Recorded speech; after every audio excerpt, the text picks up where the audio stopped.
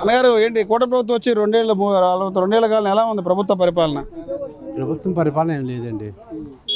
ఉన్న హామీలు ఏమి నెరవేర్చలేదు అండి. 50 ఏళ్ళు పింఛన్ అన్నారు, అది లేదు. స్పష్టంగా సూపర్ సిక్స్లో కానీ ఆయన చెప్పారు 50 ఏళ్ళకి పింఛన్ అన్నారు.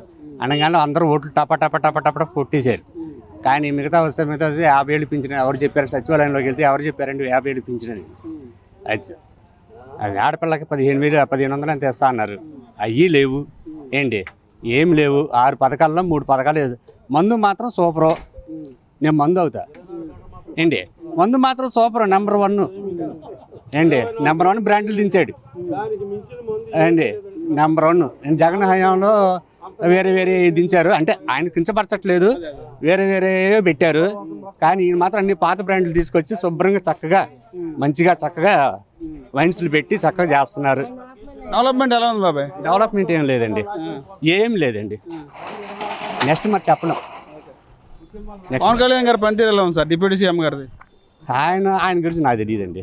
కానీ నేను పవన్ కళ్యాణ్ ఫ్యాన్సే, కానీ సినీ పరంగా ఫ్యాన్స్, రాజకీయ పరంగా నాకు తెలియదు. కానీ మార్పు ఏమైనా వచ్చిందా ఈ 2 ఏళ్ళలో మీ నియోజకవర్గం? ఏం లేదండి, మార్పు ఏం లేదండి, అస్సలు ఏం లేదు, మార్పు అనేది లేదు.